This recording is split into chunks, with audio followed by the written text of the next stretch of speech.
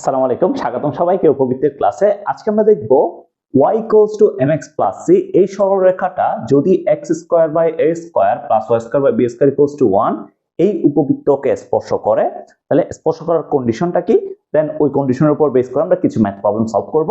So প্রথমে আসো ভাইয়া, কন্ডিশনটা কি হবে। ধরো আমরা জানি যখন আমাদের কেন্দ্র 0 0 থাকে তখন উপবৃত্তের আদর্শ সমীকরণ হইতেছে এটা x² / a² + y² / b² 1। যদি এই উপবৃত্তটাকে y = mx + c সরলরেখা স্পর্শ করে, তখন আমাদের কন্ডিশনটা কি হবে, আমি জাস্ট কন্ডিশনটা লিখতেছি। c² = a² m² + b²। c² কি a² m² + b²। অর্থাৎ কন্ডিশনের জন্য আমাদের স্পর্শকের জন্য যে ওয়ার্কিং ফর্মুলা আছে, ওয়ার্কিং ফর্মুলা হচ্ছে এটা। এটা হচ্ছে আমাদের ওয়ার্কিং ফর্মুলা। তাহলে ভাইয়া এখানে a এর পরিচয় কি, c এর পরিচয় কি, b এর পরিচয় কি, তোমরা নিশ্চয়ই বুঝতেছো। আমাদের c মানে কি, c মানে হচ্ছে y এর ছেদক, a মানে হচ্ছে x² নিচে যে থাকবে, আর b² মানে কি y² নিচে যে থাকবে, সে হচ্ছে আমাদের b²। ঠিক আছে, এখন এই কন্ডিশনের উপর বেস করে আমরা কিছু ম্যাথ প্রবলেম সলভ করব। সো প্রথমে আসো প্রবলেম নাম্বার 1 এ, জাস্ট এই কন্ডিশনটা আমি লিখে দিলাম। এবার আসো প্রবলেমে, ম্যাথ নাম্বার 1 এ বলতেছে কি, c এর মান কত হলে এই সরলরেখাটা 2y + 2x = c এই সরলরেখা এই উপবৃত্তের স্পর্শক হবে। সো আমাদের প্রথমে উপবৃত্ত যেটা থাকবে ভাইয়া, উপবৃত্তটাকে আমাদের আদর্শ উপবৃত্ত বানাইতে হবে। সো আমরা সলিউশন করতেছি, সলিউশন 1 নাম্বার। ঠিক আছে, প্রবলেম নাম্বার 1। তো প্রথমে উপবৃত্তকে আদর্শ উপবৃত্ত বানাই। x² / 20 কে যদি স্কয়ারে লিখতে চাই, কত লেখা যায়, 2√5 হোল স্কয়ার লেখা যায়, প্লাস y² / √5 হোল স্কয়ার = 1। তাহলে এই উপবৃত্তটা আমাদের দেওয়া আছে। এরপর সরলরেখা যেটা থাকবে, সরলরেখার ইকুয়েশনটাকে y = mx + c বানাইতে হবে। তো আমি যদি এটাকে y = mx + c বানাই, তাহলে আমরা বলতে পারি y হইতেছে -2x - c / 2 কত হয়, এখান থেকে আসবে তাহলে -x - c/2। এটা আসে না ভাই? তো এখন তুমি এই জায়গায় খেয়াল করো তো, c এর জায়গায় কি আছে, আমরা যে কন্ডিশনটা অ্যাপ্লাই করতাম, আমাদের স্পর্শ করার কন্ডিশনটা কি ছিল, c² = a² m² + b²। এটা ছিল আমাদের কন্ডিশন। দেন এটা যদি অ্যাপ্লাই করি, এখানে c মানে কি ছিল, y এর ছেদক ছিল। তো এখানে y এর ছেদক কত, -c/2, a এর মান কত 2√5, b এর মান কত √5। তাহলে ভাই কন্ডিশনটা যদি অ্যাপ্লাই করো, এখন আমরা বলতে পারি যদি এটা স্পর্শ করে, তাহলে -c/2 হোল স্কয়ার = a², তার মানে হচ্ছে 2√5 হোল স্কয়ার, মানে হচ্ছে কত আসবে, 20 আসবে, ইনটু m², m এর যে কত দেওয়া আছে, কত -1 দেওয়া আছে, তাহলে -1 হোল স্কয়ার প্লাস b² মানে হচ্ছে 5। তাহলে ভাইয়া এখান থেকে কত পাইতেছি, c²/4 = 20 + 5, এটা পাইতেছি না? তাহলে আমরা কি এখান থেকে বলতে পারি না, c² কত, 20 + 5 মানে 25, 4 25 100, সুতরাং c = +-10, c কত +-10 আসে। অর্থাৎ তাহলে আমরা বলতে পারি এই সরলরেখা যদি এই উপবৃত্তকে স্পর্শ করে, তাহলে c এর মান কত হবে, +-10 হবে। ঠিক আছে ভাইয়া, বুঝতে পেরেছো? এরপর আসো প্রবলেম নাম্বার 2 তে। প্রবলেম নাম্বার 2 তে বলতেছে কি, দেখো এটাতে বলতেছে আমাদের প্রবলেম 1 কমপ্লিট। এখানে এই সরলরেখা যদি এই উপবৃত্তকে স্পর্শ করে, তাহলে স্পর্শবিন্দুর স্থানাঙ্ক কত হবে, এটা। তবে প্রথমে কনসেপ্ট একটু বলি স্পর্শবিন্দুর। আচ্ছা, স্পর্শবিন্দু মানে কি, তুমি আমাকে বলো তো স্পর্শবিন্দু মানে কি? স্পর্শবিন্দু মানে হচ্ছে এমন একটা বিন্দু, যেমন ধরো এটা একটা প্যারাবোলা, ফর এক্সাম্পল এটা একটা প্যারাবোলা, এটা হচ্ছে ধরো একটা সরলরেখা, এটা কি, এটা একটা সরলরেখা। তাহলে ভাইয়া এই যে স্পর্শ বিন্দু আছে, এই বিন্দুটাকে আমরা কি বলতেছি, এটা হচ্ছে স্পর্শ বিন্দু, তাই না? তাহলে স্পর্শ বিন্দুটা উপবৃত্তের উপর অবস্থিত, স্পর্শ বিন্দুটা সরল রেখার উপরে অবস্থিত, সরল রেখার উপরে অবস্থিত, তাই না ভাইয়া? দুইজনের উপরে অবস্থিত না? তাহলে এখন তুমি দেখো তো, তোমাকে এখানে সরল রেখার ইকুয়েশনটা কি দিছে, x - y = 5 দিছে।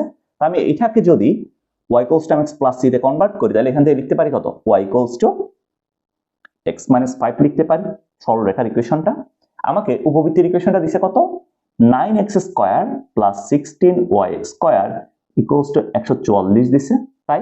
তাহলে এটাকে যদি আদর্শ ইকুয়েশনে কনভার্ট করি তাহলে এক্স স্কয়ার ডিভাইডেড বাই এখান থেকে কত আসবে, এক্স স্কয়ার ডিভাইডেড বাই আদর্শ ইকুয়েশনে কনভার্ট করলে এখান থেকে কত আসে দেখো তো, এক্স স্কয়ার ডিভাইডেড বাই কত আসবে,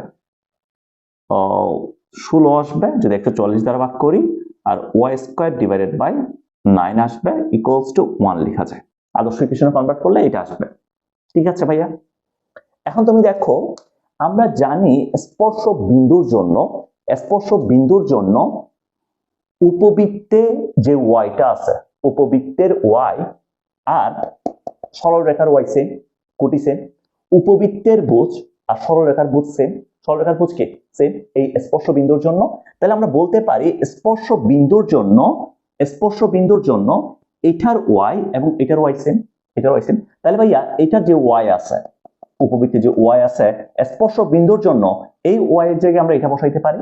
তাহলে আমরা বলতে পারি এখন স্পর্শ বিন্দুর জন্য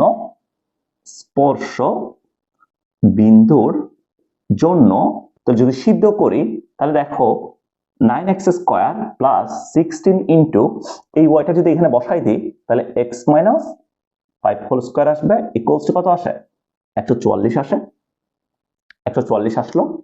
এরপরে তুমি খেয়াল করো এখান থেকে কত আসবে, এখান থেকে আমাদের আসবে 9x square plus 16 into x square minus 25x plus 25 equals to কত আসে, 144 এটা আসবে। তাহলে ভাইয়া আমরা যদি একটু ক্যালকুলেশন করি 9x square plus 16x square minus 16 into 25x plus 16 into 25 equals to কত, 144 এটা আসে না। তো 9 16 কত, 9 16 হচ্ছে 25, তাহলে 25x স্কয়ার, এরপর হইতেছে আমাদের minus 16 into 25x plus 16 into 25 minus 144 equals to 0, equals to 0। এটা আসছে না ভাই আমাদের, এখন এই জিনিসটা আসছে না।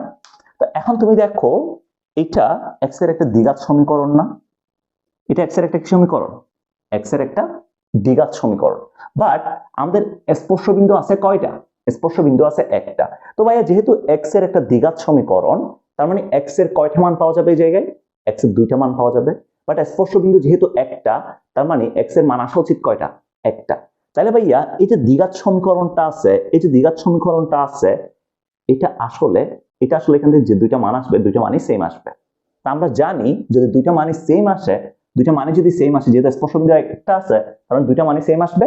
দুইটা মানে যদি সেম আসে তার মানে তার নিশ্চয়কের মান কত, আর নিশ্চয়কের মান 0, নিশ্চয়কের মান কত, নিশ্চয়কের মান 0। তা আমরা যখন এখান থেকে x এর মান বের করব আমরা জানি x ইকুয়ালস টু কি minus b plus minus root over b square minus 4ac divided by 2az।